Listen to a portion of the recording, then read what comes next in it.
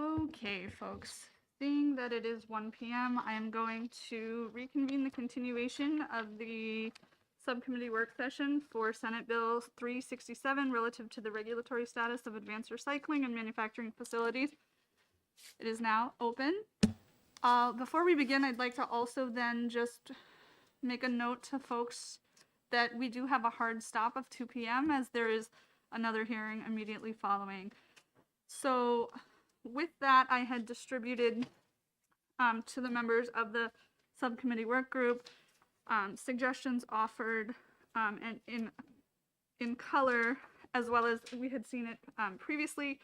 And I will open the floor to my subcommittee members to ask the relevant questions that they may have. And so with that, Representative Comtois.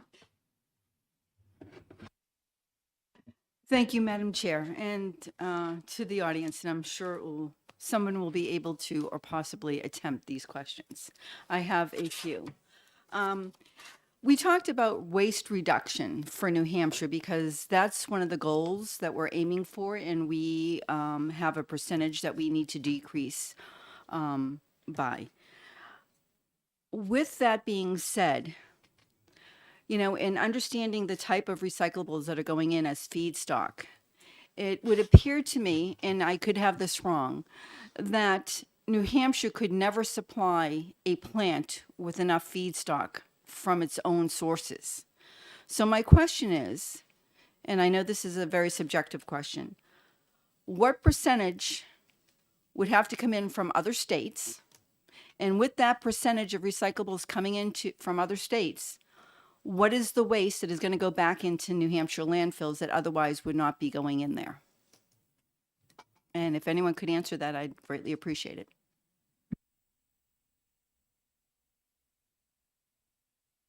Yeah, feel free to come up, state your name, and yep. Like I said, it's a very subjective question.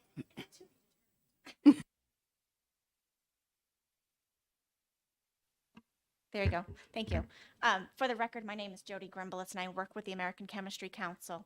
I think that's a really good question, but it's a really, like you said, it's an unknown right now. Do we know the size of a facility that would come into New England and potentially look at New Hampshire as a place to be? We don't know that at this point in time. So, do we think that New Hampshire would be able to, satisfy all of its needs? It's going to depend on what size of facility is actually being contemplated here. I will note that in the legislation, one of the issues that was discussed in the Senate, which I think is towards the end of the bill, is that New Hampshire's waste or plastic polymers post-use would be given like first consideration, so that we're using our own materials before we look elsewhere to other states. So unfortunately, I don't have an answer because the bill is looking just to set the regulatory parameters, but I don't know yet what the case use will be or the situation that could come to New Hampshire. Thank you. When it says will be given consideration, that doesn't mean that they have to take it. Is that correct? Correct. And one of the, I did have a request from another member of the legislature, Representative Judith Spang, came to the initial hearing, and she asked about the thought of changing the word consideration to priority. I don't think that's a concern for us. I leave that to this committee to consider, but I did tell her I would bring that to your attention. I think she also brought it to Representative Bixby's attention as well. One question that I did have that I feel has still perhaps gone unanswered is just at what level of confidence you folks have that this sourcing for this plastic feedstock would come to you fairly free of contamination, what the contamination levels of acceptable feedstock would be. And I did notice in what you offered up that you had mentioned that any materials brought in for processing but rejected as not appropriate shall be transferred or disposed of in accordance with existing solid waste regulations. So to that end, what have you enumerated what the rejection process would be? No, I don't know if maybe, can I bring Craig Cookson up? Sure. I think also one of the other thoughts is, here's my thought. If it's coming from an out of state feedstock provider, Hannaford and in a Massachusetts store, if it's not up to spec, then perhaps it goes back to the Hannaford store in Massachusetts. It may just go back to where it came from. But I'll bring it to. Yeah, I think the key thing is that this is a very highly technological process. So they specifically monitor, just as you would if you were, again, I use this, excuse me, this analogy last week. If you're a bakery and you're making cupcakes and brownies and cookies and other things, and you get eggs in that don't meet your specification, the eggs are old, they're rotten, they don't taste good, they're going to send those back, number one. And they're probably going to stop doing business with that generator as well. So the key thing is, remember, these are plastics that these facilities are paying for because the process is monetized along the value chain. So they are going to have a tight specification that, because this is an alchemy, right? So what comes in the door has to be managed. Now, if they do send something back, I think the purpose of that provision in the bill that that we mentioned would be dealt with within context of solid waste laws, just as any manufacturer has to comply with any sort of byproduct that it produces and make sure that it responsibly disposes of something. These facilities would too. So in other words, that's saying that these facilities aren't disposal sites. You know what I mean? They can only use what they can use as feedstock. Thank you. And what, if I may ask a follow-up, what assurance do you have from those folks who are sending these items to you that nothing hazardous has been housed in any of the feedstock or any of those things that could potentially pose a risk in the feedstock once it were processed into that using sylvosis or any of those other things? Yeah, that's a good question. So number one is, again, as a business, if they're not going to pay for something that's going to cause them a problem. That's, I think, number one and most important, because anything hazardous or that poses a challenge, they have to manage in some way. It's either going to, it could get and contaminate the oil, and then they don't have a product that they can sell to a downstream customer. Or number two, they have to manage it and then pay somebody to take it off their hands. So from a business sense, they are uniquely and very much incented to make sure that they because they test everything that comes in the door. And if they, again, a very high-tech process where they're constantly testing the product they produce, testing everything throughout the system. They know if different contaminants, and they can trace that back to whoever might have provided that. So there's those controls. But in addition to that, specifically in the bill, in the definition of post-use polymers, which is the feedstock for these facilities, we specifically say that the feedstocks cannot be mixed with solid waste or hazardous waste. So there are controls actually in the text of the legislation as well that prohibit that. And does that, one more, does that also include any plastics that may be derived from medical sort of sources? We are seeing a huge array of different plastics in the medical industry, so I'm curious to know how and if you're regulating that, and in which ways you would be accepting or not accepting some of those materials. Yeah. So a lot of sort of the red bag sort of medical materials are regulated as hazardous waste. So those would be at this point kind of prohibited at being used as a feedstock, unless, New Hampshire for some reason made an exemption to that. But basic plastic stuff that, let's say, a wrap that, when someone is unwrapping a sanitary something in a doctor's office, that plastic could be used, but not the red bag stuff. Oh, yes, thank you. I just wanted to make sure that those on the subcommittee had a chance to ask. Rep. Bixby. Yeah. So, continuing on with continuing on with the process of how the plastic gets from the plastic producer, whether it's a Hannaford or whether it's say it's a transfer station, is that generally done by an ancillary business that would do the sorting and then sell to the advanced recycler, or is that or would that be another branch of the advanced recycler, or would that sorting happen at the advanced recycler? Yeah, that's a good question. We're kind of seeing both right now. So number one is if you're getting a sort of just plastic film from a Hannaford, that is clean and pristine. So that would likely go direct to the facility. However, if there is a transfer facility or a materials recovery facility that's sorting plastics from other plastics and metal and glass, we're finding that facilities are wanting there to be an extra step in there to pre-process that into a more consistent feed because they're looking at different types of resins.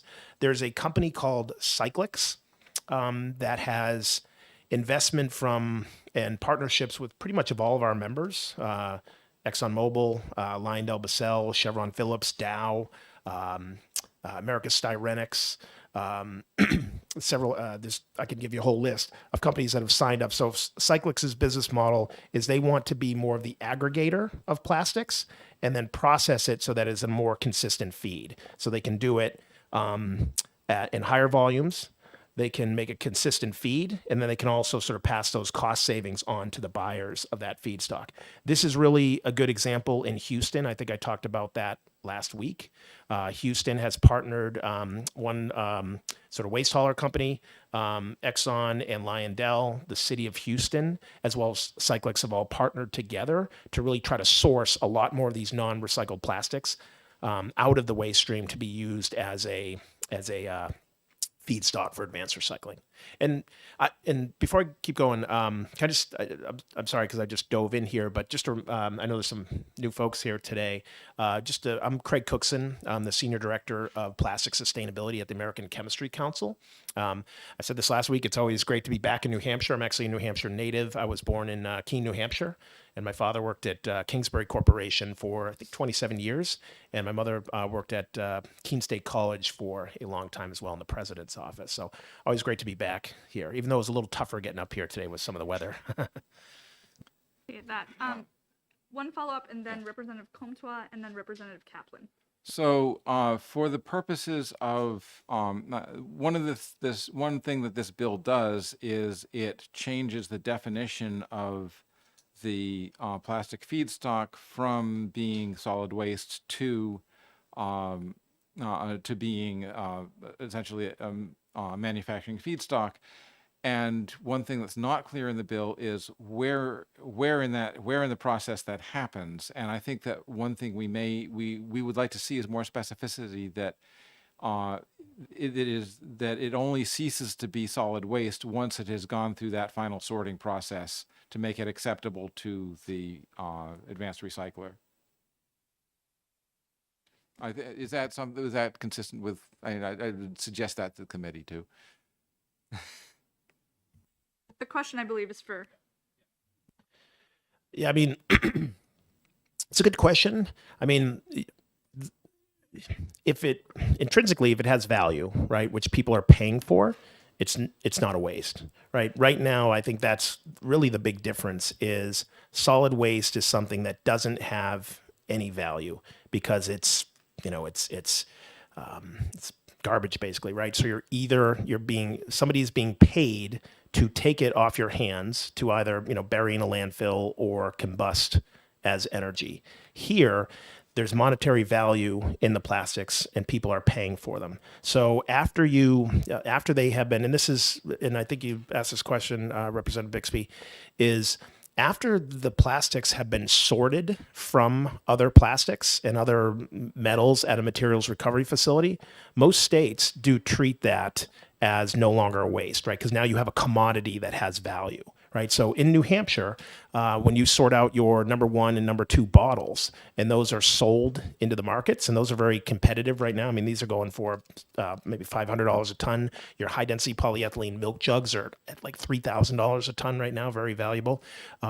That's no longer treated as a waste by most states because they've been sorted from the waste stream at that point and sold as a valuable commodity.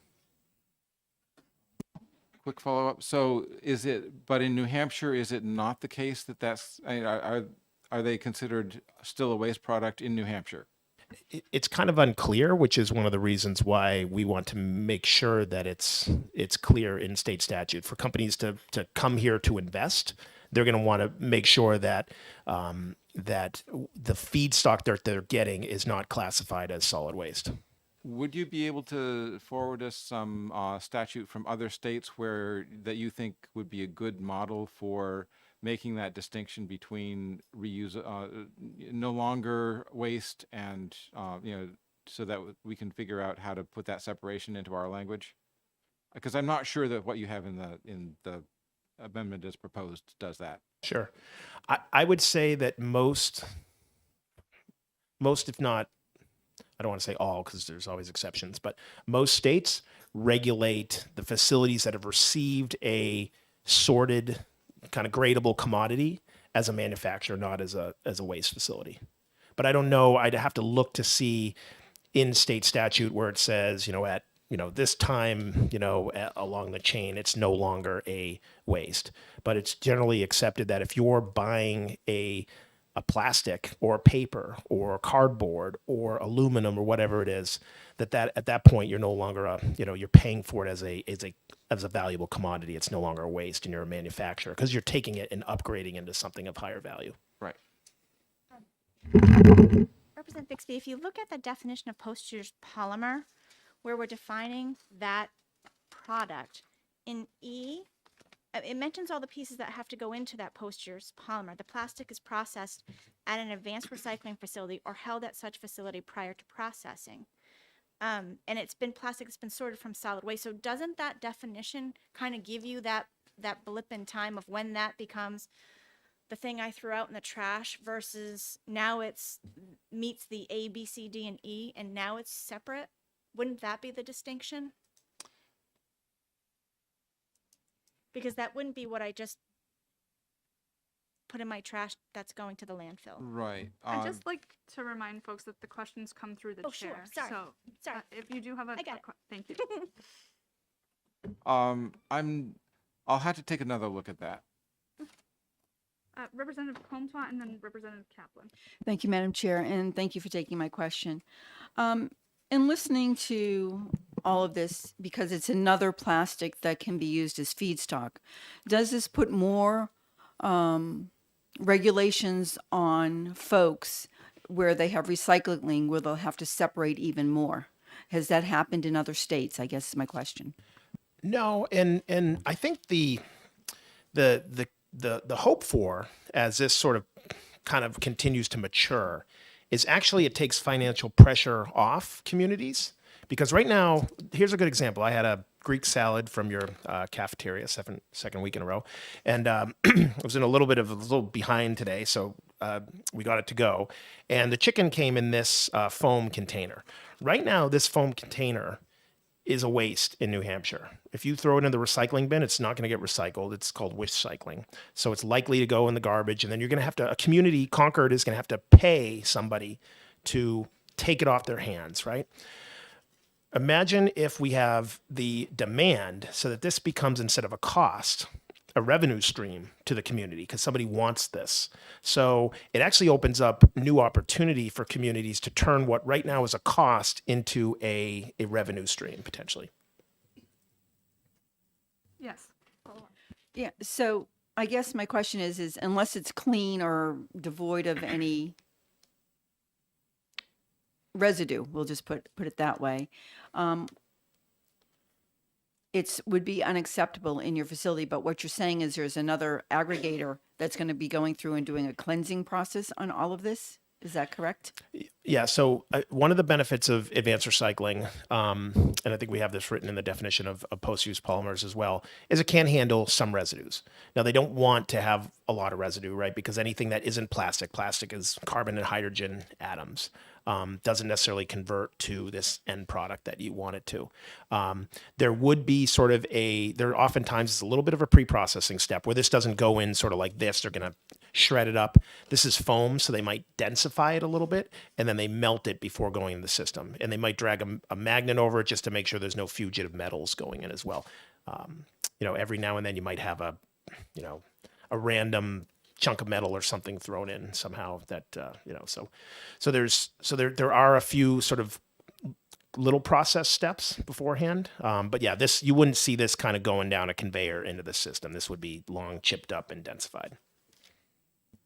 And we have some good videos that we could send along. Insider did a video on a company called Braven, and you'll actually see the plastic, and it's actually this kind of like big sort of densified chunks of plastic going in. So you don't see like these and different types of products. Again, I want to, and sorry to keep on jumping in, but I want to just stress the point again is that this is just, diametrically the opposite of the way we handle garbage right now, right? I mean, we just tip garbage directly in the landfill after we've dug a hole and then we cover it with dirt, or this just gets thrown into a combustor and, is essentially combusted to turn into electricity. This is a much, much more sophisticated process from kind of soup to nuts. I will recognize you in 1 second. I just had a question along those lines relative to Ms. Grimbolis's testimony, where you had mentioned that perhaps rejected materials might be then returned to their source location. Have you had any conversation with stakeholders around that? If items were getting returned, what the legality would be if something was not up to spec or not up to snuff? How does that then, if that were potentially something you said, no, this is a hazardous material, or it doesn't, whatever, what is that process? Same with any sort of business arrangement. There'd be a contract that both sides, likely a legally binding contract over the laws of, under the laws of New Hampshire, that would bind both parties to the agreement. So the feedstock provider would say, we will provide plastic meeting this spec at this time and in these quantities. And the buyer, the advanced recycling facility, would say, okay, you're to provide me with this plastic meeting this spec at this price. And then, of course, there'd be terms in that contract about what happens. So likely it would either be sent back to the generator and say, this did not meet our spec, you keep it and deal with it. Or if the cost was incurred on the advanced recycler to dispose of that off spec, then that cost would be borne by the supplier. So it depends on the contract. Thank you. And then the one other thing that I had a question on was with regard to the new addition in here where we were talking about fuel and the use of let me go back to where that is. Yes, so it's the green purpose. For the purposes of this chapter, the products of advanced recycling do not include hydrocarbons, which are sold or marketed as fuel for energy. So I was thinking back to the previous testimonies as well, where you had stated that there are some portions of this that might go back into the process and be used to fuel itself. Is that correct? The process. So would these two things be in conflict with one another? No, they wouldn't. So this is talking about, let's say, as the purpose of this is as New Hampshire wants to see this turned into feedstock. So polystyrene is actually a really interesting one. You can take this and actually using these processes, break it down into styrene monomer, and then it can go right back into polystyrene production again, like fully circular. A lot of cool innovation going on in polystyrene. So that would count for New Hampshire's recycling rate, right? However, if you take this and let's say they turned it into a fuel, it would not count as recycling for New Hampshire. So I think that's what we're trying to make sure is that these facilities are not producing fuels and then counting that as recycling. Recycling is turning back into a product. And I think we felt like the legislation based on the products has that pretty well covered, but this is kind of an extra comfort, I think, in the language. Thank you. Representative Kaplan. Yeah, thank you, Chair, for taking my question, and thank you, Mr. Cookson. We've been talking about these aggregator facilities that seem to be necessary for the feedstock to be clean going into an advanced recycling facility. The aggregator facility itself is not an advanced recycling facility, is that correct? Right. And so it wouldn't fall under the regulations of this bill. They would likely still be listed. They would be regulated as a kind of a materials recovery facility under your laws here in New Hampshire. Okay. Because they're not doing advanced recycling. And my second question is, concerning the fuel, and you mentioned polystyrene, and we got a list, one of your plants, or one of the member plants out in Oregon does this process, polystyrene to styrene. And we received information that that plant is also, one of the byproducts is some hazardous waste, including like lead and cadmium and stuff like that. If they're following the procedures that you're talking about, how is this hazardous waste getting produced? And is it getting produced in the product itself, the styrene, or is it in the emissions? So, first of all, I'm not 100% certain on, so let me first say that there's a lot of kind of accusations, I think, against these companies that are not based on sound science or actually anybody that has visited a commercially operating plant, right? A lot of it is based on, very, very old data or laboratory studies. So you'll find that in several reports, anti-advanced recycling reports. Agilix has got a great partnership with the state of Oregon. We can look into what you say, but these facilities are not receiving lead, and I forget what the other thing you said was. Number one, that's not in plastics. Number two, every bit of polystyrene, every ounce that they receive in the door right now gets turned into styrene monomer. And they have they have actually a joint venture with a company called America Styrenics that has very aggressive goals about making sure that this in the future is made from recycled content. Representative And Homolo. that Agilix facility, just as an additional point of clarification, sorry to interrupt, I've been there probably 10 times over the last 10 years. It's in Oregon, so I usually go once a year, but I've seen their evolution as a company, going from a batch process that made sort of a synthetic crude oil that was sold to a refiner to now sort of retrofitting that process into one that does polystyrene to styrene monomer. They also draw a lot of their energy from hydroelectric. So it is an electric facility up there that is very green. Thank you. Representative Homolo, thank you. Thank you, Chair. I had a question about the language in the amendment. Should I direct that to you or to you all? To you all. Okay. At the end, in Regulation of Advanced Recycling 149 M62, I'm just curious why this one last sentence was scratched out. The department may enter and inspect any advanced recycling facility. Can you speak to that? Yes. The language that is not stricken in that number one, that Roman numeral number one, is the language that we had worked with the Department of Environmental Services on in the Senate committee. It was language that they had helped us draft. The language that is stricken, we had actually worked off of a draft that Representative Bixby had given to us. And that was language that, and we've talked about, that he had put in there. And I sent a note to Representative Bixby saying we did take that sentence out because we had made agreements with the Department of Environmental Services and we felt uncomfortable unraveling that agreement that was made in the Senate. So that is why that we struck that out. The two sentences before that also still has the department may enter and inspect any advanced recycling facility to determine whether storage of materials prior, et cetera, et cetera. So that sort of enter and inspect provision is still in there. And if I could have followed on. The question I also had is that on the first page, let me get down to the right line. I don't have lines on mine, I apologize.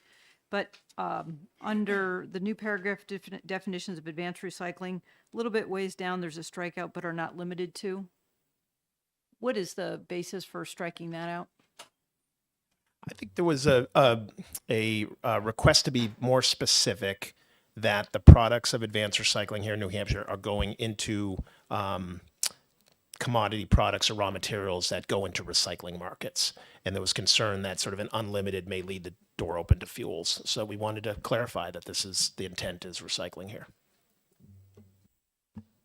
Absolutely. Thank you.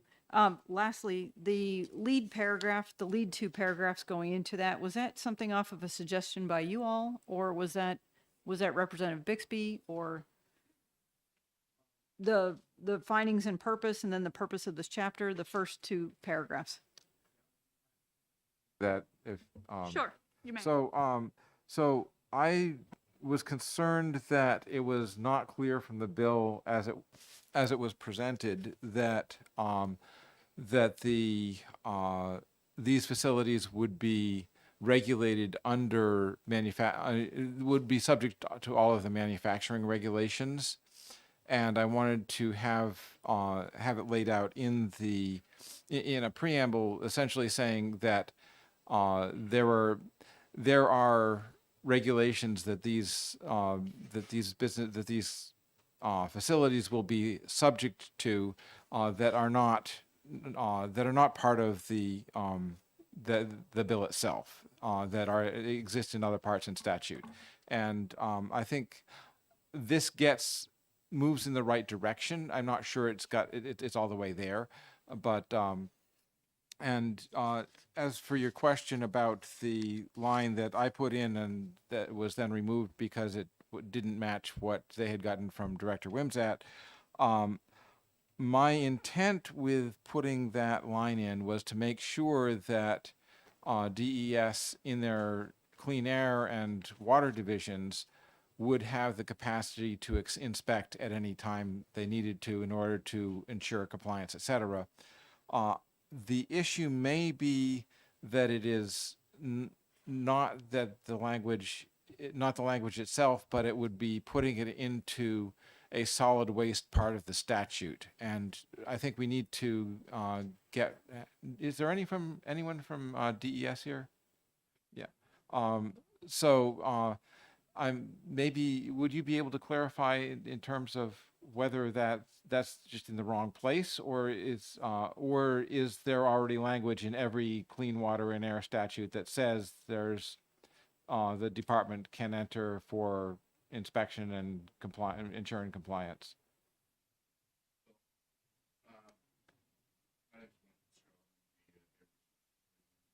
Actually, if you don't mind, I'd actually like the department to come forward to be heard at the microphone.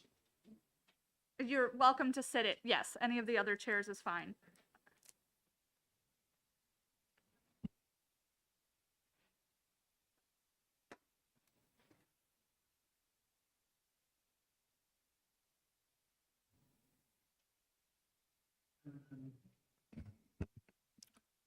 Good afternoon, Mike Fitzgerald. I'm the Assistant Director of the Air Resources Division at the Department of Environmental Services.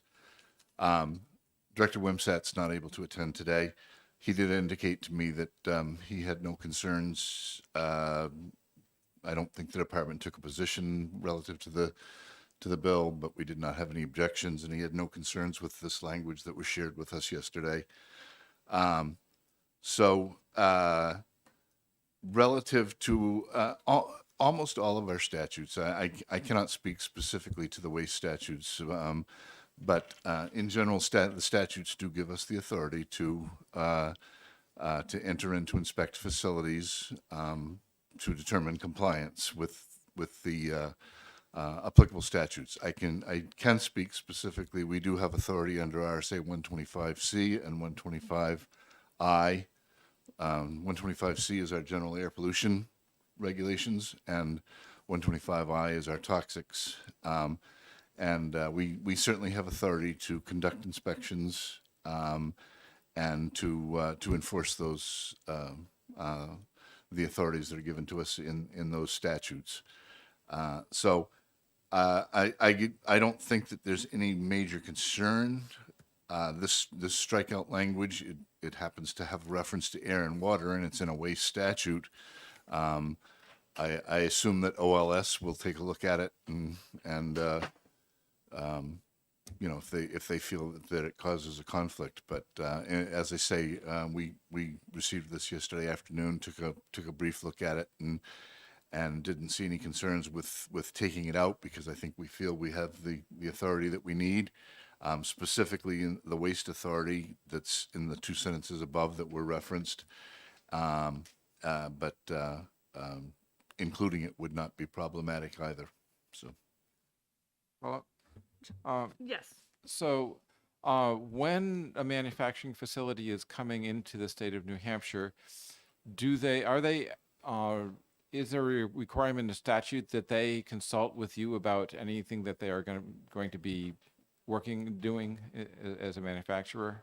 Well, speaking specifically from the air permitting side, companies are responsible to determine whether they are subject to the to any of our statutes and the ensuing regulations. ENVA 1400, for instance, would be the toxics regulation. So companies have a responsibility. What generally happens is when a company plans to come into New Hampshire, they will make an appointment and come in and meet with our department. And once we have a understanding of what they plan to do, we will have representatives from the appropriate divisions that would have some responsibility as part of that meeting. But in general, a facility has a responsibility. If they're subject to our permitting regulations, they have to submit an application and receive a permit. And if they're subject to the toxics regulations, they have to do the appropriate determinations to see if they're emitting those toxics and report to us, provide modeling that shows how much the emissions, the quantity of emissions that would go out, and if that quantity exceeds the thresholds that are established in our regulation. As I mentioned the other day, there's 700 some odd compounds that are covered by that regulation, and we would make a determination as to whether they were subject to permitting and any of our other regulations. So it's a combination. The company has a responsibility under those statutes to make a determination, and if they're subject to our regulation, to submit the appropriate requirements. If we find out about them and they have not done so, they would be subject to certainly significant enforcement actions. Okay, thank you. Thank you. Mr. Fitzgerald, may I ask a question as well? Sure. Thank you. So my question to you would be, you had previously testified, this is relatively new territory for the department. Yes. And I guess with that, I was curious to know whether or not you had an opportunity elsewhere to tour a facility or to see any other facilities that are out there in operation. In my experience, the only facility that I'm aware of that we've had any contact with is, and I'm forgetting the name of it now, but there was a facility that came to us last year up in Groveton, I believe, and we did meet with them. We took a look at their process. I don't know if we toured the facility. I don't believe it was built at that time. And we made a determination that with regards to air toxics and air emissions, that it was a closed loop facility and was not subject to our requirements. We did understand that they intended to use one of the products that they produced as a fuel for a diesel generator on site. They subsequently came to us and indicated that they were just going to use diesel fuel, and so we permitted that facility. We do permit emergency generators as well, and we permitted that in the way that we would do so for any facility, such as the one that you can see in the parking lot across the street here.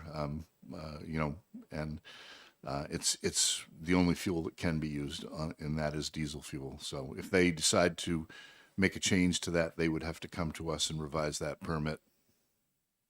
Thank you. Representative Stapleton. Thank you for taking my question. Sure.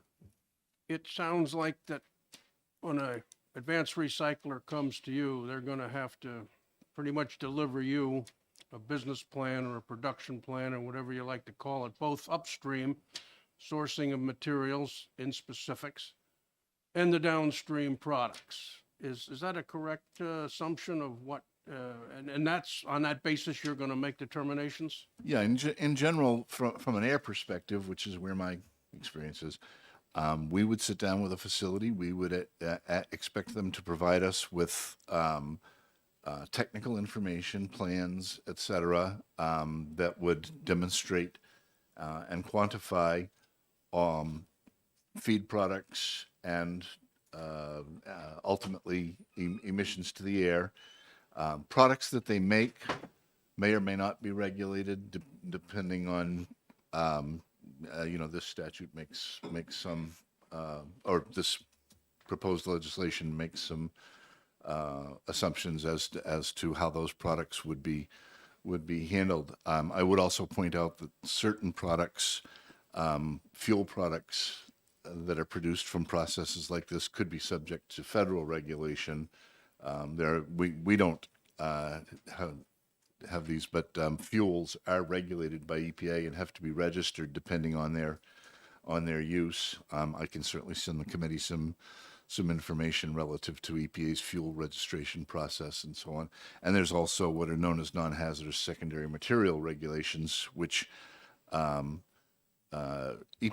as I think we testified last week, EPA is currently taking a look at this and has put out information requesting, or put out a request for information from companies that are planning to do this type of process to provide information and comment on how EPA should or should not address these facilities and the products from these facilities under those non-hazardous secondary materials rules. So that's the subject of current federal dialogue and input right now. So we may not regulate those products except as 149M already states, but there could be federal regulation as well. But then in general, we would look at all of this information that's provided. We would sit down with them. We may ask questions. We may ask them to provide additional information, et cetera. And then, as I mentioned with this facility up north, we made a determination that they were not subject to 149C or 125C or 125I, except for that diesel generator. And so if a facility came in, met with us, we would certainly ask them all the appropriate questions. You may. So, before you issue the permit for them to proceed, does this get written up in a rather detailed, extensive contract sort of a document so each one can, each side knows what they're going to do and you can regulate and monitor according to what's written in a specific document? Well, I've never heard of it referred that specific way, but that's actually a pretty good, pretty appropriate. That's what a permit is. When we issue a permit, that permit tells the facility, it specifies the processes that they will use. It specifies the emissions they must meet. It specifies the testing that they must do to determine those emissions. And that is a legal and enforceable document for us that, so that if we go and inspect them and they're doing they're not, it would have record keeping provisions, it would have testing provisions, et cetera. That's all available online. We always issue, when we issue a permit, we issue a public notice of that permit. We have a 30-day comment period. We hold a public hearing in the town where the facility is located, and we receive any public input on that. And then we may incorporate, if we receive information from the public or from some other source, we would incorporate that, those revisions into the permit. We would issue that permit. And if it is a federal permit, because we do have some responsibility for issuing permits under Title V. So if the facility is large enough and meets the criteria to require a federal permit, that permit would then be forwarded to EPA, and we would issue the permit, but EPA would again, take a look at it, and they would provide us comment and if they wanted any changes to make it federally enforceable. But in general, we would do the issuing of the permit, and we would enforce the federal side of that permit as well. Thank you very much. Thank you. I think I have another question for you folks at the ACC. So with regard to new paragraph number 5, where it's E, where the sentence reads, the plastic is processed at an advanced recycling facility or held at such facility prior to processing. I did have some questions sort of about, I've seen various sort of circumstances where the bales of the plastic product that are coming in are held inside, some are held outside. And I guess I wanted to just talk about, is this stuff being held prior to it being washed, potentially holding remnants of previous things on it, and if it would be sitting outside and it's exposed to the weather, would there be a chance of potentially those things, the plastic degrading or items sort of runoff, sort of running out, or if it's inside? I mean, that's an area that it gives me some pause. Yeah, a materials recovery facility where they're sorting plastic from metal, from paper, from glass, they might store plastic bales outside, but I don't know of any advanced recycling facility that would store plastics outside. And there's a important reason for that is number one is any sort of moisture contamination, just water, uses more energy, right? It makes the process less efficient.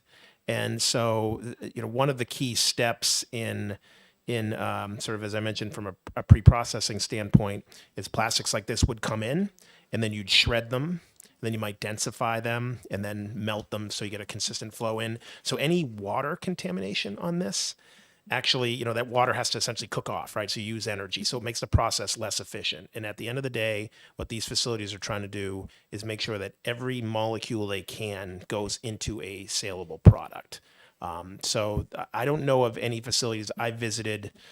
I was kind of counting them up on the way. I think I visited 9 different advanced recyclers over the course of the last 9-10 years in both the U.S. and Canada. I don't think I've ever seen any that have stored so their plastics outside. They all store them inside. Thank you. Representative Bixby, do you have a question? Yes, it's actually a question in that same paragraph, in line 2 at letter B. It is not mixed with solid waste or hazardous waste on site or during processing. So when is on site, does that mean at the advanced recycling facility? Yeah, it's intended to mean within the fence line of the advanced recycler. So so essentially, any sorting from materials that would not qualify as feedstock would have to happen before it was on at the facility site. Yeah, because your sorting facilities would be regulated as materials recovery facilities under the solid waste laws of New Hampshire. These facilities are not sorting. Right. They're So receiving plastic that's been sorted already. okay, so I think that I understand that line now, but I think we might need to amend it in order to make it clearer, since it wasn't entirely clear just reading it. So. Representative Kaplan, and then I think we're going to have to sort of make a decision as a subcommittee as to where we would like to potentially go. Yeah, this is a question for Mr. Goodson? Cookson. Cookson. Cookson. Sorry. Son of a I- cook. Is there anywhere in this proposed legislation that would determine the ultimate use of the feedstock? I don't see anything saying that it can't be used as a fuel, for instance. I mean, you mentioned that the goal is to create a saleable product, and because there's it's a business, but I mean, there's nothing. Our interest is different from your interest. Our interest is to reduce recycling, as it says in the preamble now. Yep. Reduce the amount going into the waste stream and increase the recycling. So the intended use as a fuel for, say, a chemical or, any kind of a cement kiln, for instance, or something like that, that really does not help our cause at all. It might help the business's interests. So is there anything in this regulation that says this is intended as a feedstock for recycling into plastic products, not fuel, or is there anything like that? Yeah, I believe in the definition of advanced recycling, was that the second sentence where it says recycled products produced at advanced recycling facilities include, and we eliminate but are not limited to, monomers, oligomers, plastics and chemical feedstocks, basic and unfinished chemicals, waxes, lubricants, and coatings. So all products of chemistry. Some of those are more finished products, like a wax or a coating. And some of those are intermediates or raw materials like plastic and chemical feedstocks.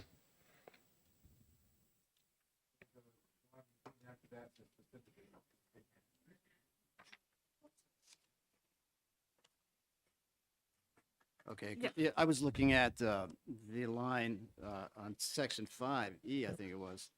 Uh,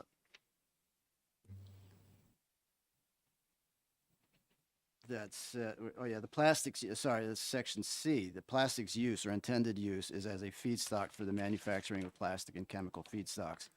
Other raw materials or other intermediate products or final products using advanced recycling. The way I read that, that could include fuels. Section 5, letter C. It's right here. Oh, yeah.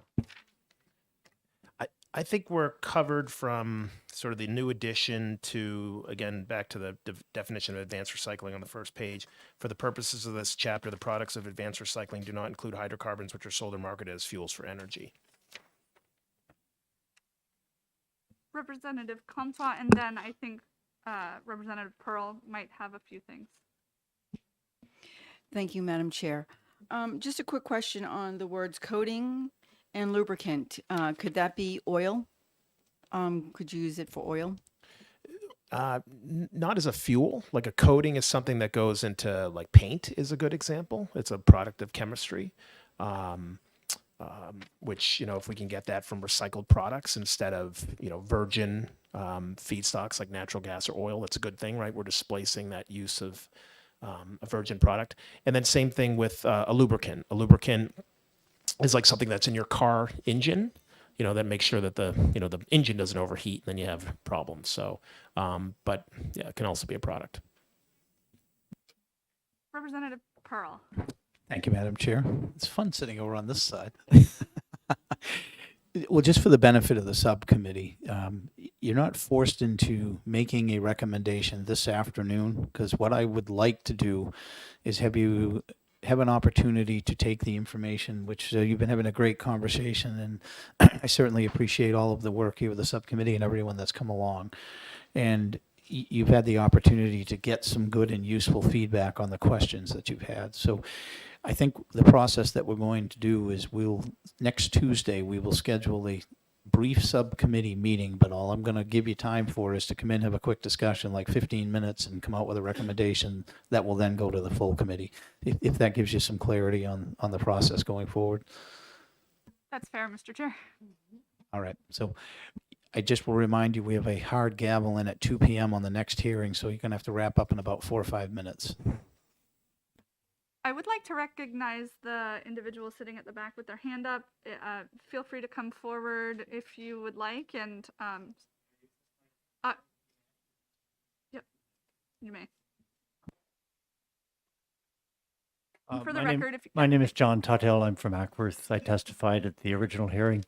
I just wanted to note that on the House calendar today, this was noticed as a continued public hearing. Is that what this is, a public hearing or a work session? No, subcommittee work session. Okay.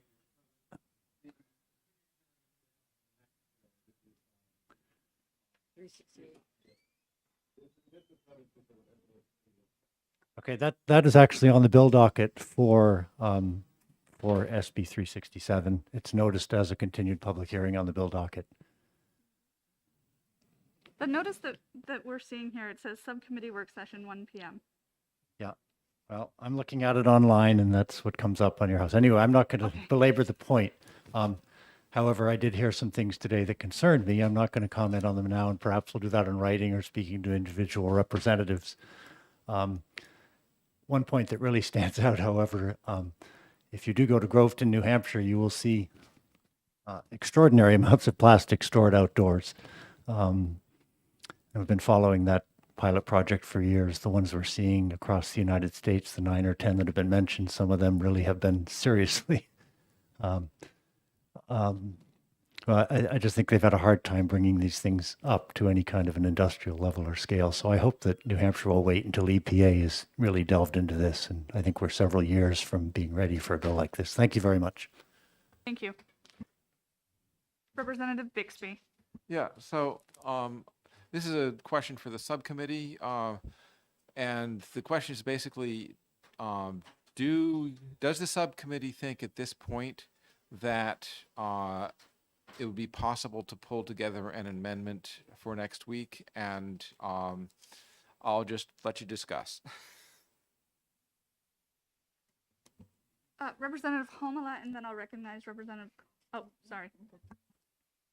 I was just, thank you, Chair. I was going to just say that I don't have any issues with the meat of the amendment. I do have a bit of an issue with the preamble to it, because I believe that what the purpose, the first sentence of the second paragraph encapsulates everything that this needs to be. And that's just kind of my only comment on that. Thank you. Any further comments from the subcommittee? Just comment that if the subcommittee does come up with further amendments, if you could possibly share those with us, that we'd be happy to take a look at them and see if there was any concerns. Absolutely. Thank you.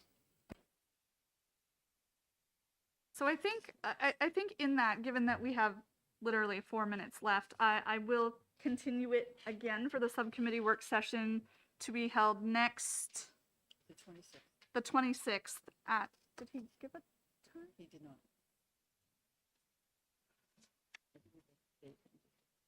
Let's just give us 1 second here to confirm a potential time. I don't want to.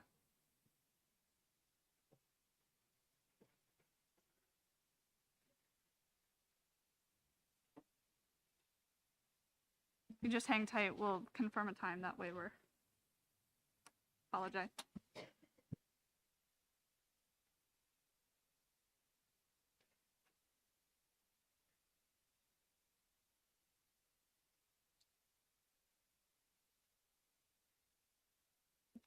Madam Chair, just so you're aware, next week is New Hampshire Spring Break Week, and that may affect some schedules. Thank you.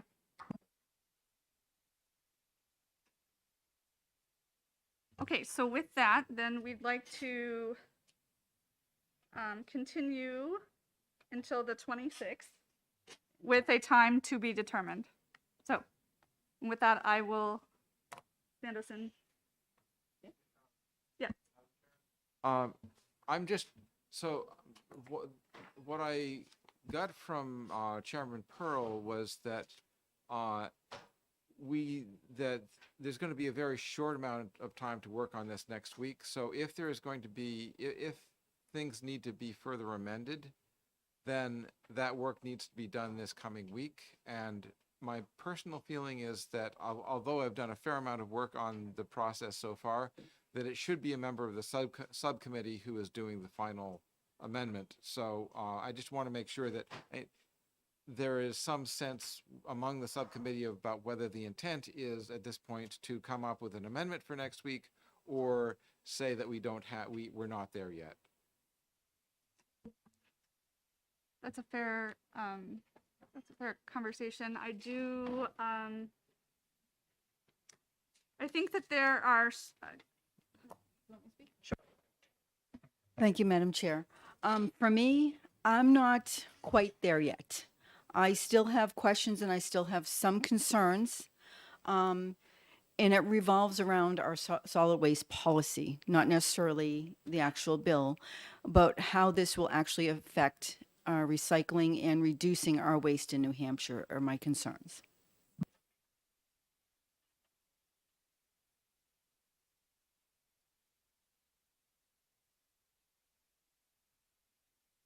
yes, Representative Homola. I was just going to answer, thank you, Representative Bixby's question. I'm comfortable with it. I would like to see an amendment, finalized amendment, and move forward, just in case you're taking a poll on that.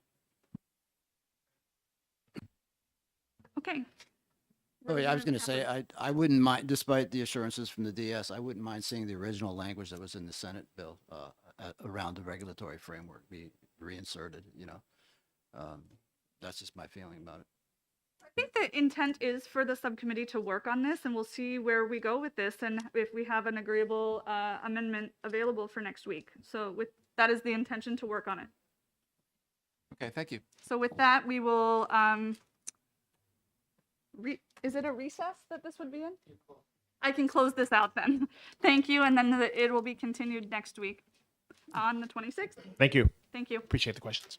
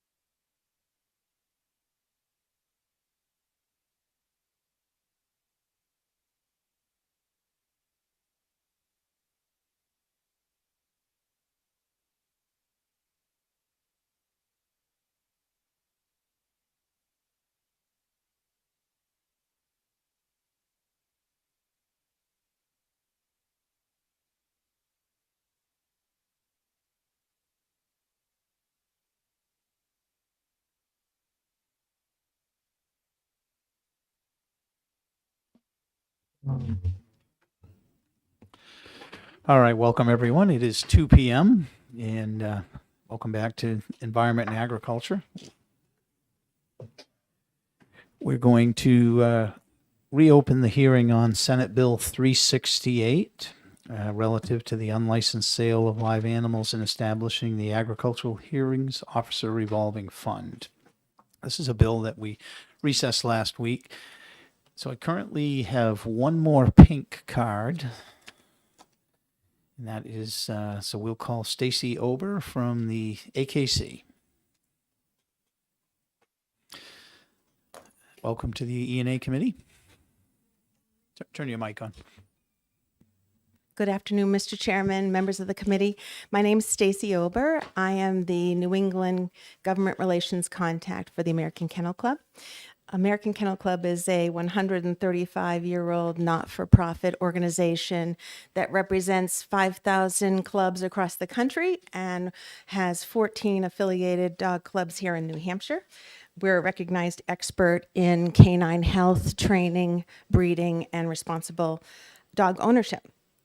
I want to first just acknowledge that AKC and New Hampshire Dogs has consistently reached out to work collaboratively with the Department of Agriculture to assist with enforcing the pet vendor licensure laws, and that we are grateful for the department's commitment to enforcing its provisions. When Senate 368 was introduced, we did have a lengthy conference call to hear from the department what problems they were needing to solve relative to what was explained as two individuals that were transferring pets without a license post revocation of their license for violations of the act. And we do appreciate that at the hearing, both the department and the Senate Natural Resources Committee agreed with AKC and New Hampshire Dogs' testimony that the bill as introduced authorizing the seizure by the Department of Animals was unworkable and inappropriate. Senate Bill 368 as amended and coming over here to this committee accomplishes two things, and we are concerned with them, which is why I wanted to speak with you today. It would increase subsequent violations up to $5,000 for any violation of the chapter by any pet vendor. So it's not specific to anyone whose license had been revoked and is now transferring without a license. In the testimony last week, it was stated that the department had not fined up to the maximum dollar amount of $1,000 fine that's allowed in the statute. So it's unclear to us how increasing it to a $5,000 fine would be useful to the department. If you look at RSA 43710, which is the penalties section, it makes the unlicensed transfer by a pet vendor, which means someone who's transferring more than 30 dogs per year, as based on the filing of certificates of transfer. It constitutes a misdemeanor. And we know the department has expressed to you all that they're not getting the assistance they need to enforce it as a misdemeanor. In our estimation, this is an issue with law enforcement and the DOJ, because as we look at that section of the law, it appears as though the department has the tools already in statute that it needs to enforce the section. I think the bigger issue I wanted to revisit was in testimony that is not addressed in Senate 368, is that the department was apparently tipped off about an individual who was transferring pets with no veterinary exam and therefore no health certificate of transfer at all, resulting in a complete end around of the law with no consequences. In our estimation, Senate 368 should be amended to fix that problem now, not next year. Otherwise, we're spending a lot of time figuring out how to penalize those who are selling healthy pets that have a health certificate of transfer, but are doing it without a state license, while others are selling pets of unknown health status without a license and no penalty for it. With regard to the second part of the bill and establishing a revolving fund to hire hearing officers, if eliminating the exorbitant fines of $5,000, there is less of a risk of conflict of interest, and we recognize that. We do believe the department should have an established amount of money needed to do the job each year, preferably through the state budget. I did do some research, hearing that the Department of DOJ, their resources are strapped as well. It looks as though in fiscal year 2020 and 2021, in the budget for DOJ, there was a line item of just over $2 million, with $3,000 to train contracted legal counsel to perform these tasks. I don't see it in this current biennial budget, but there was a line item there. So just acknowledge that as a model that's been used apparently in the past. So in our estimation, we'd like to see the committee make some amendments to this bill. Or send it to study so that we could further examine what the challenges are and be certain that they've been satisfactorily addressed with a policy that's effective. Thank you. Thank you. Will you take questions? Yes. Are there any questions? Seeing none, thank you. Oh, did we have one? Oh, sorry, I could not see you. Representative Murray? Mr. Chair, for taking my question, and thank you. You had mentioned you had reached out to the Department of Justice. Is that? No, the Department of Agriculture.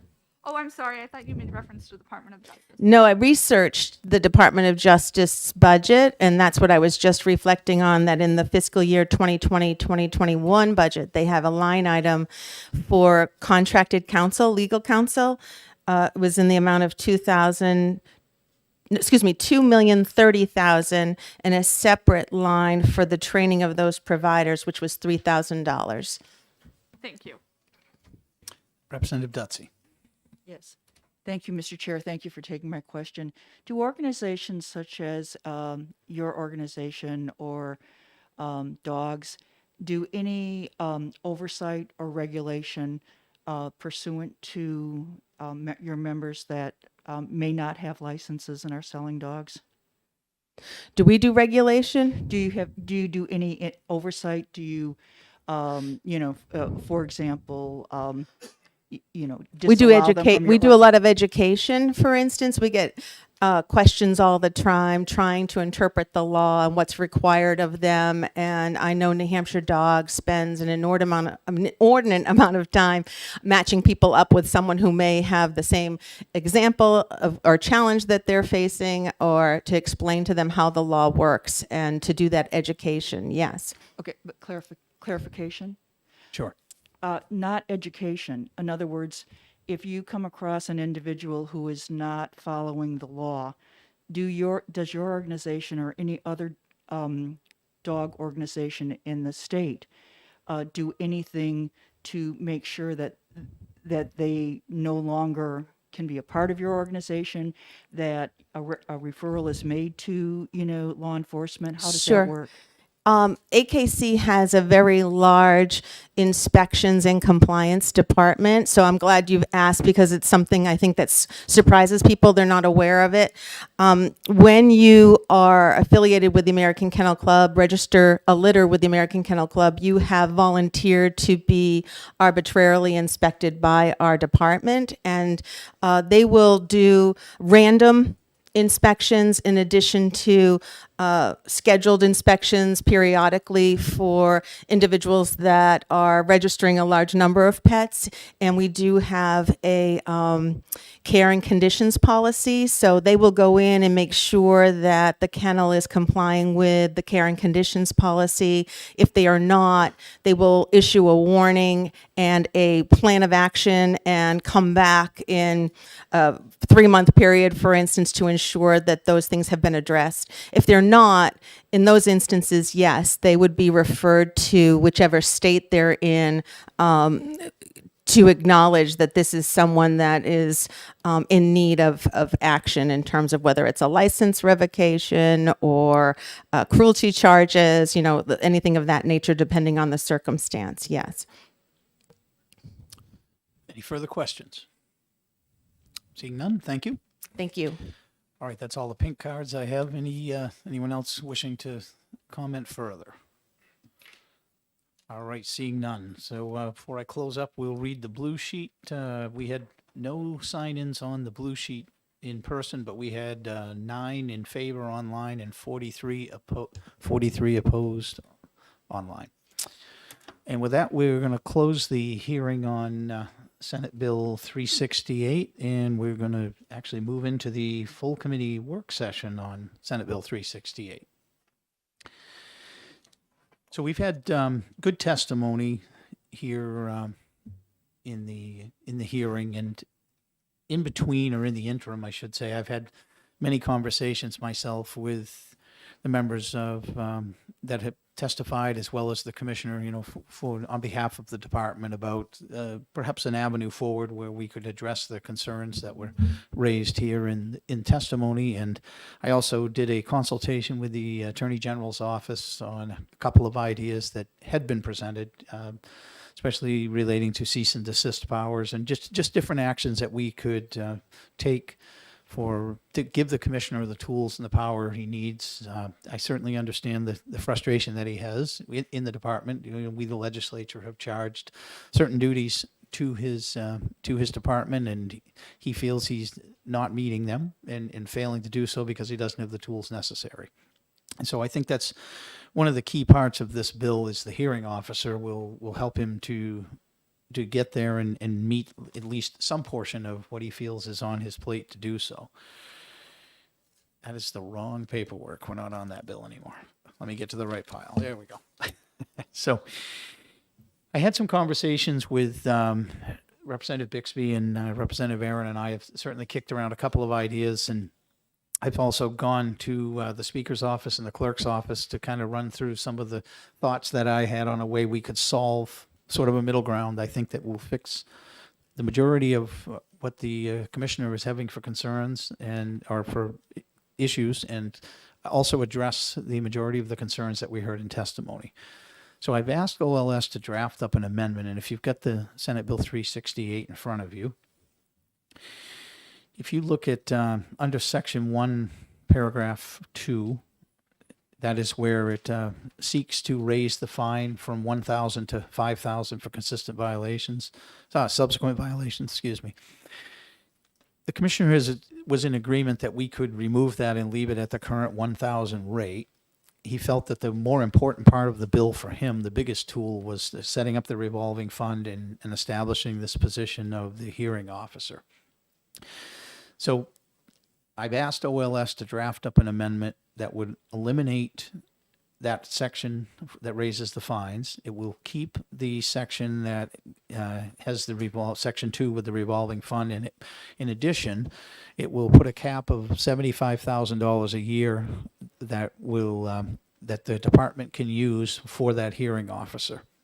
And what I think that does is I think that eliminates some of the concern that was expressed about the possibility of the department using this as a sort of a tool to increase revenue. If it was unlimited, the more fines that they issued, the more they'd have to use for the hearing officer. So by capping the fund, at least for now, at $75,000, I think that will take at least a great step toward eliminating that concern of headhunting, or whatever you want to call it, for the department using that as a revenue source, because they're currently collecting more than $75,000. So this would give them no incentive to collect anything further than they currently are. Additionally, we heard concerns from the department that there were areas in 437 that fell short of allowing them to enforce any unlicensed individual from transferring an animal without a health certificate. So there was a mechanism that made it illegal in the sense that they were subject to a misdemeanor, but there was no real enforcement action that the department itself could take, because there was no administrative action authorized within the statute, because they don't enforce criminal penalty. That had to go either through the local municipality or through the Department of Justice, the AG's office.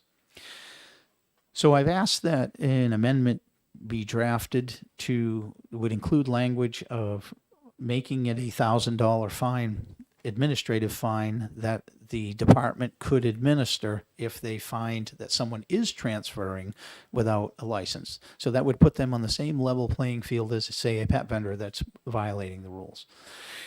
So when this, and there's one other section in 437.8 that we had to do a little bit of cleanup language too, that would sort of substantiate that and make it so that the commissioner could do this. And it just required us adding that no person, excuse me, firm, corporation, or other entity shall transfer ownership of a dog, cat, or ferret without an official certificate of transfer.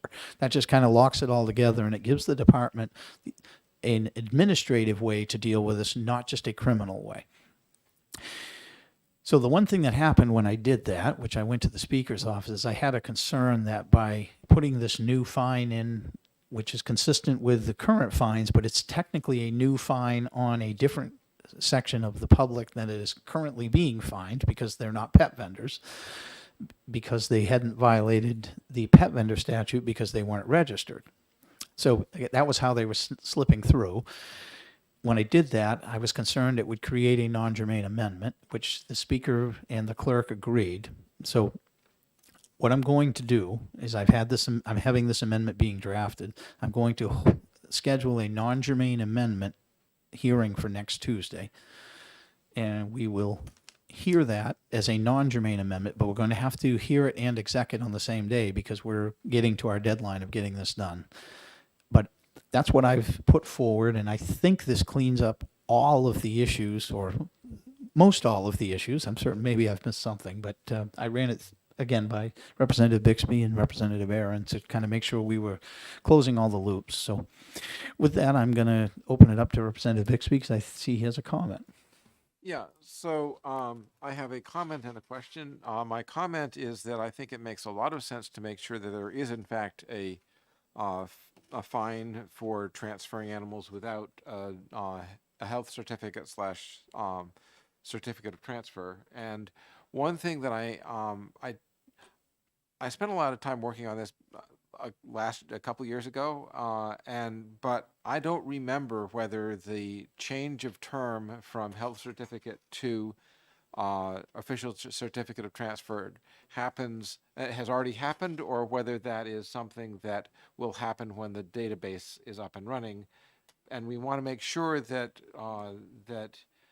if it's currently listed in law as health certificate but is not and will become official certificate of transfer, we want to make sure that it's covered in both of those situations. Appreciate that. I'll have OLS look into that and make sure that we're using consistent language. Thanks. Anybody else have anything they want to add or questions? Or I hope I was thorough. Oh, yes, Representative Von Plinsky. Thank you, Mr. Chair. I like the $75,000 cap, and I like what it does. I'm just curious, is there a mechanism available to us to, I guess, peg that to inflation or something where the commissioner's not going to have to come back every few years and have the cap raised in order to be able to afford to do what he's doing with it now? Is there a mechanism available for us, or is that just how it's going to have to work? I think if we put it in statute, that's how it's going to have to work. We could, I think my suggestion would be let's start there, at least for a short term, because the commissioner felt that this was more than sufficient for what he'd need, at least for the foreseeable future. In my conversations with him, I certainly don't want to speak for the commissioner. If I'm incorrect in that, certainly feel free to correct me. But come on up if you'd like.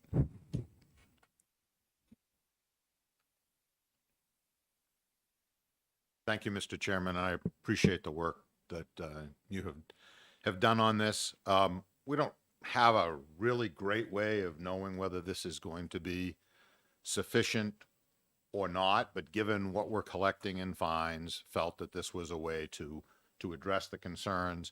Representative Pearl and I had a conversation about actually putting something in the budget, but given that it was not an early bill, there's no opportunity to do this. So this was perhaps an inelegant solution, and perhaps in the future, the way to deal with this will be to budget it and take it out of statute. But to get the ball rolling, this is, I think, the way to do it. What we've talked about in the department is because we don't know and we don't want to spend perhaps all the money early on. Is we will probably look at some of these fines that traditionally don't go to a hearing, continue to handle those in-house to moderate that, because many of these are settled in informal hearing process. I did preside over a hearing yesterday, and that is one that clearly would have gone this way, but there are others where, you know, the disagreements may be minor and we can settle. So we're going to have to sort of guess and engage as we go along, because the last thing I want to do is spend that money if it were to come to that, and then end up with huge cases that would be a drag on our time. So we're going to have to sort of play around with this and see where we are and what the result is. But this gives us so much more ability to do what the legislature has asked us to do than we've ever had before. So we're appreciative of it. Thank you. Well, I think as we kicked around, it kind of gave us a opportunity to start the program and see how it went and how things worked, and then protected the, certainly provided some protections on the other side for those that were skeptical as well. That answer your question? Okay, thank you. Representative Aaron. Thank you, Mr. Chair, and thank you, Commissioner, for your comments. I am curious to know, with this amendment that Chairman Pearl is proposing, how do you see that may help you with the current 2 or 3 really large cases that you're dealing with now? Well, maybe not with the 2 or 3. One of them is being handled by the courts, but they've asked us to hold off on the fining end of it, so as to not confuse the two. That's part of the problem, because it is a 2-track system. It's not either or. So in this case, the police have taken it as a misdemeanor, but we've been dealing with this for, at least a year at this point, since the first arrest was made, getting close to that anyhow. So if we get to that point, this would go to a hearing officer, because it takes up so much time. I think, as I told you last week, in this one case, we've spent over 100 hours. Now, some of that would have been spent regardless, because we're assisting law enforcement on that. But it will definitely allow us to go out and do more of the inspections that we've been asked to do. And that's the bottom line of this, is allowing us to do what you want us to do. Thank you for that. Anything further? Representative Comtois. Thank you, Mr. Chair. Listening to some of the wording changes that you are proposing, in the original legislation, when we were discussing, we had some time where, someone may sell 30 puppies one year and then less the other, and they would have an exemption. But with this new proposed language, they would be guilty. It's my understanding. And I don't know if your amendment is taking into consideration the discussions that we had, mitigating some of those circumstances that we had discussed when the original language was proposed. So I think you're referring to a bill we put in last year that provided an exception process. Okay, so in that exception process, we were never intending anyone to transfer an animal without a health certificate. That's all this is addressing. What that process was doing was providing an exception from registering as a pet vendor. This wouldn't impact that in the least. That's my understanding as well, Chairman. Anything further? Representative Dutsey. Yes, thank you. First of all, I appreciate all of the work that you've done on this, and I'm glad that we're going to be moving it forward. I can relate to what the commissioner feels, because in the Conservation Commission, we have a similar issue where when we see violations, we have to refer it to code enforcement. There's not enough people in code enforcement to work on housing problems, let alone anything to do with the wetlands. And we see this over and over again, where violators do egregious things and we just have to let them go. So I really appreciate work. Secondly, do you expect that we will be able to get the amendment in enough time are we going to be getting the amendment prior to next week's session so that we can kind of go over it, or what is your time frame? Yes, you will. It's in OLS currently being drafted, and I will have to have it. I believe I have to have it in hand before I can announce it, which I should have before tomorrow noon. And so once I do have it, I will certainly forward it to the committee for review. Representative Perez? Yeah, I just wanted something to be clarified. So with this amendment that you're proposing, that will take the penalties of $1,000 away for the first. What I'm reading here on the regular bill is $1,000 for the first violation and $5,000 for each. So that the new amendment that will take that away. No, so the new amendment will just eliminate the change. It will stay as it currently is, where they can be fined up to $1,000. That's currently in statute. We just wouldn't be making a subsequent violation of an additional penalty. Follow up? Sure.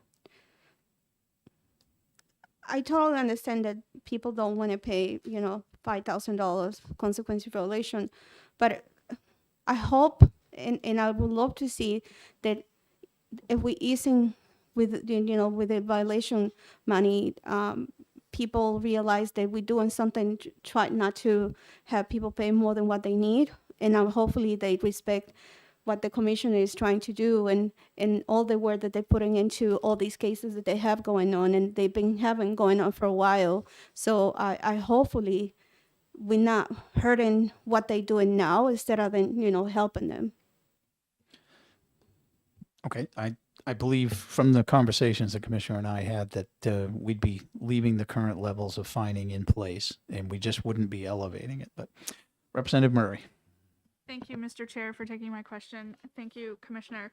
So with respect to this conversation of the two tracks that you have, that are going on in the conversations about when something moves forward in a court of law versus through your hearing officers, I guess the question that I have is there a potentiality for where fines and judicial fines are imposed on somebody, and then you're unable to recover the fines, and is that when it then gets transferred to the DA's office? I'm just trying to understand. I apologize.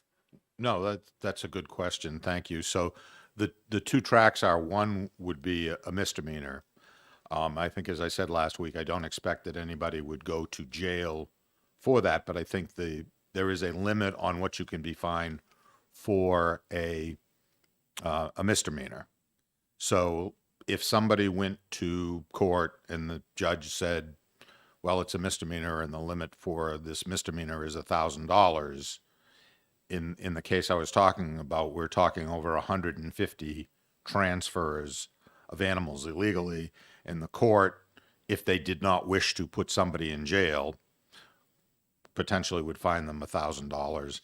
We would then go on with our case, which could fine them up to $1,000 for each violation. And each transfer is a separate violation as intended by the legislature, because you don't transfer multiple animals under one health certificate. You have each one. And let me give you an example of how that breaks down. And when I proposed the 5,000, I was thinking specifically of that. But the hearing that I had yesterday, the inspectors wrote out 10 separate incidents, violations, but it was one inspection. That one inspection constituted one violation, even though within that one inspection there were 10 areas of concern. So in that case, the first time would have only been $1,000. Now, sometimes I think my inspectors are probably a little bit too nice and people aren't taking us seriously, because the previous inspection had also uncovered a number of violations, but essentially they were just warned. But instead of getting better, things actually got worse. And I would have rather that we had issued a $100 fine to start with to get their attention. I wouldn't ever want to start out by fining somebody $1,000 for what are not egregious things, but they're in violation. And what we're seeing is, in almost all cases, when we give a warning, nobody's taking it seriously, and we go back and things have slipped even further. But that's still, each inspection is one violation. Representative Bixby. Yeah, this is actually just pretty for new members. Just a little thing about bill reading, which is that when you have a bill, the print that's in ordinary type is the existing language in the statute, and whatever's in the bold italic is the new language that's being suggested, and if there's something that's in brackets and struck out, that is part of the original language. So, and that's just, it's not really obvious when you're picking up a bill exactly how that works, but that should help with just clarifying how these things read. Anything further? Oh, Representative Stapleton, you got in just under. Yeah. Thank you for taking my question. So, if I read this correctly, you're building in some flexibility, but still giving yourselves the tools that you need to handle many different type of circumstances here. There's a lot to cover in this, is there not? There certainly is. And yes, I am trying to build in flexibility. And I want everyone to understand that our intent is not to fine people. Our intent is to bring people into compliance.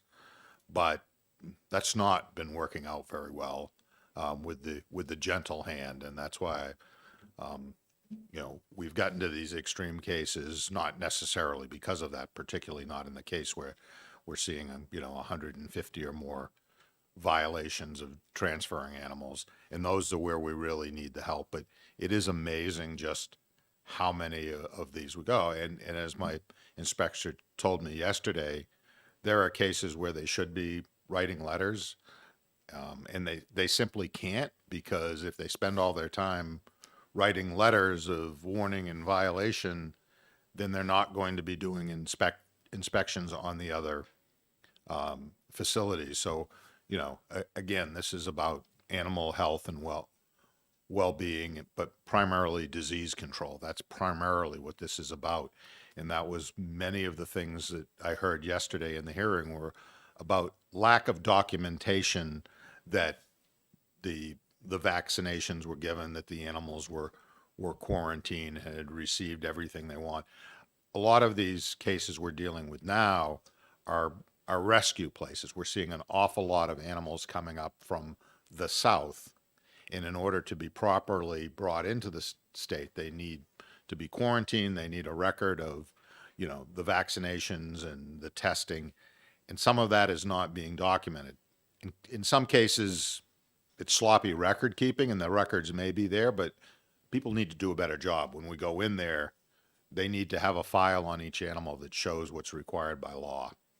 And, if people would do that, it'd be a lot easier. But unfortunately, many of these are home-based rescues where people have really good hearts and they have a few friends who are joining in with their organization, but they're not following the law as good as their intents are. And our job is not to say, well, your intent was good, but you totally violated the law and therefore it's okay. And frankly, that's what a lot of these people want us to see. And that's why, as I've told you, we collect more fines from weights and measures, but that's not an issue that they're dealing with their heartstrings. It's not an emotional issue. These animal rescues are very emotional for these people. And so it's difficult, and it tugs at my heartstrings too when I listen to their stories. Yeah, so that's where the hearing officers come in. Right. Hands-on and working on many of these problems to put some force into the law and derive some order out of this chaotic process. Right. So how many hearing officers will you have to Well, do this? My hope is that we end up with contracts with 3 hearing officers, because some of this is going to back up depending on the time of year, and I'd like to have multiple availability of hearing officers. Obviously, there's a limit, but I don't think we would be able to handle if there was only one person available because of some of the seasonality of some of what we're seeing here. So, I mean, who knows? We'll work on a contract with DOJ and go out and try to find qualified people. My thought is we may be getting some retired lawyers who are just looking for a little bit of extra income, something to do. I haven't sat down and looked what other departments do for qualification. Certainly, what we're doing now is with me or another director as a hearing officer, we don't have legal training, so it's a little better than, a man on the street, but we do have a set of documents and guidelines that we have to follow, and any hearing officer could do that. Ultimately, it's about how they see the violation. Was there a violation?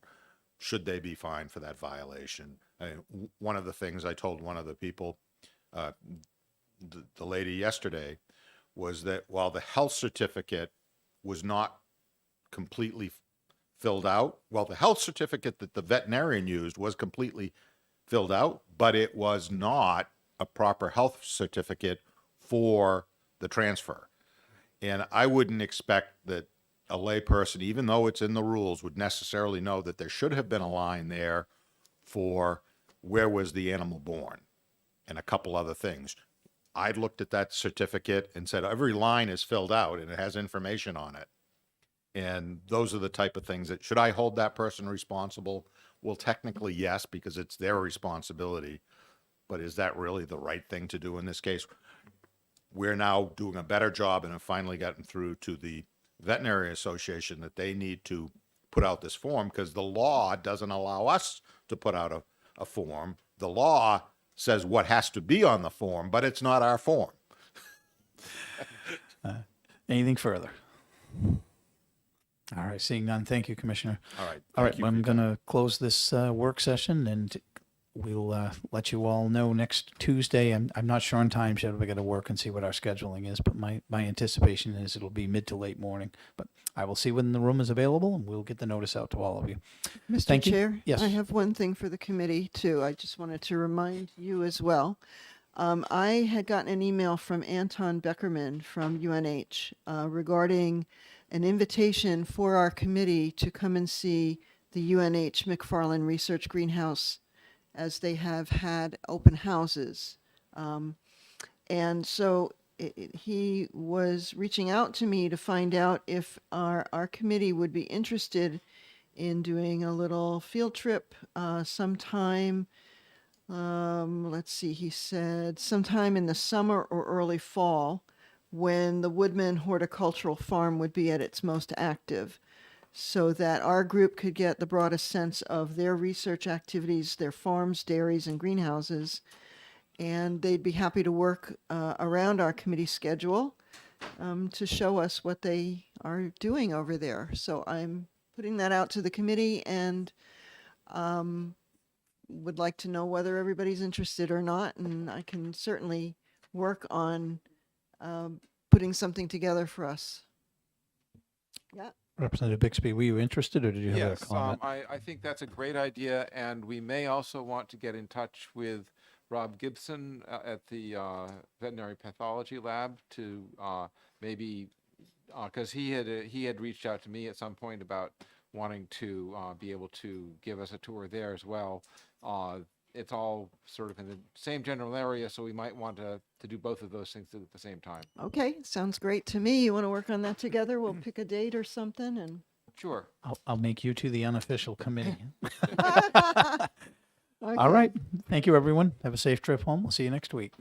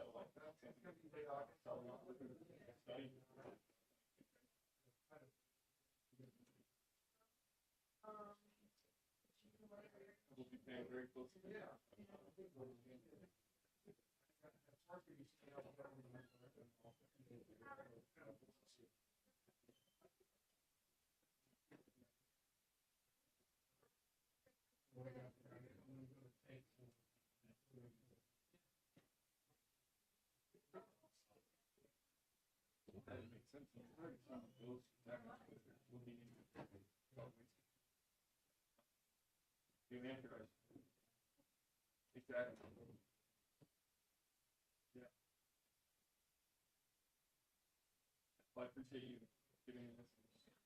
Be there on time next week.